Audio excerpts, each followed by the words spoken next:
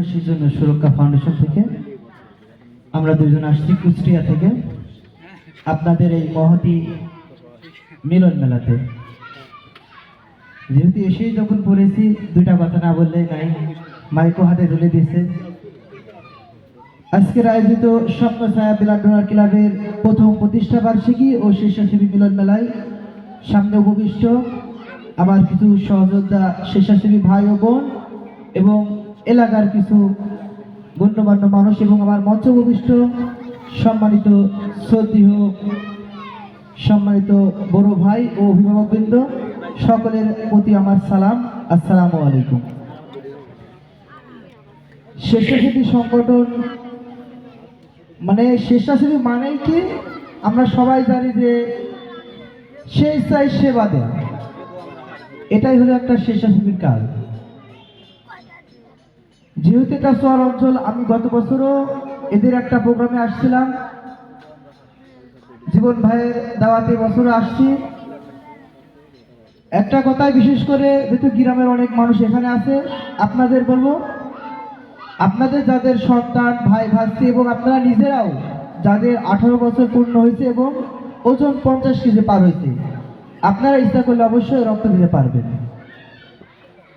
আপনি রক্ত দিলে আপনার শরীরে কোনো ক্ষতি হবে না। এদের কি হবে, একটা মানুষের জীবন বাঁচবে, সাথে কি হবে, আপনার একটা বার, বেশি না একটা বার রক্ত দিবেন। আমি আমার নিজের হাতে 100 প্লাস ডোনার আমি তৈরি করছি আলহামদুলিল্লাহ। যারা একেবারে একবারও রক্ত দেয় নাই এরকম ডোনার আমি 100 প্লাস তৈরি করছি। আমি পাশে বসে থাকি, শুধুমাত্র একটা মানে খুব বোঝায় ভাই, একটা বার দিই, একটা বার দিই। ওই একবার দিলেই আমার আর তার পিছার মানে কোনো ফোন দেওয়া লাগবে না। তার সময় হইলে সেই আমার ফোন দেবে, ভাই আমার ব্লাড দেওয়ার সময় হয়ে গেছে, ভাই রুগী দিলে আমার দিয়ে। এই জন্য ভাই আমি বলবো, আপনারা গ্রামের যারা মানুষ আছেন, আপনারা এটা রক্ত দেওয়ার কথা শুনে অনেক মানুষ ভয় পায় বা সুই দেখে ভয় পায়, কিন্তু ঠিকই আপনার পরিবারে কারো ব্লাড লাগলে আমাদের কাছে ছুটে আসে। আমার নিজের পরিবারের কথা আমি নিজে গর্ব করে বলি, আমার পরিবারে আমরা যতগুলো সদস্য আছি আমরা সবাই রক্তদাতা। আমার স্ত্রীরও একজন রক্তদাতা, আমার আম্মা, আমার আব্বা, আমার ভাই, আমার পরিবারের সবাই রক্তদাতা। আমি সবাইকে আমি রক্ত দেওয়ার কথা বলি এবং আমার পরিবার থেকে আমার প্রচুর পরিমাণে আমাকে সাপোর্ট করে, নাহলে আমি পর্যন্ত আসতে পারতাম না।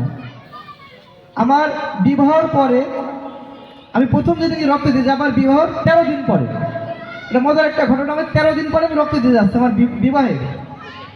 এই মুহূর্তে আমার স্ত্রীর আগে বলছে, তুমি রক্ত দিবা না, তুমি রক্ত দিলে আমিও রক্ত দিব। আমি কিন্তু তাকে রক্ত দেওয়ার কথা বলি না, সে আমারে বলছে যে তুমি রক্ত দিলে আমিও রক্ত দিব। আমি বললাম যে এখন আমি রুগী কই পাবো, আমার তো অলরেডি রুগী একটা ম্যারেজ আছে, তোমার জন্য রুগী কই পাবো। বলছে আমি হসপিটালে যাবো। আসলে চলো যাই, হসপিটালে যাই। দুজনে একসাথে হসপিটালে গেছি, ভেড়ামারা উপজেলা স্বাস্থ্য কমপ্লেক্সে। আসার পরে এখন ওর বি পজিটিভ, আমারও পজিটিভ। বি পজিটিভ আর তো রুগী পাই নাই, ওইটা আমি রক্ত দিছি। দেওয়ার পরে পরবর্তীতে আমার যখন 4 মাস পার হয়েছে, আমি আগে ওর জন্য রুগী ম্যানেজ করছি, তারপর আমি ম্যানেজ করছি, দিয়ে দুজনে একসাথে রক্তদান করছি। আর কথা বাড়াবার অনেক মানুষ আছে, সকলের সুস্বাস্থ্য দীর্ঘায়ু কামনা করে আমি আমার কথা শেষ করছি। আসসালামু আলাইকুম।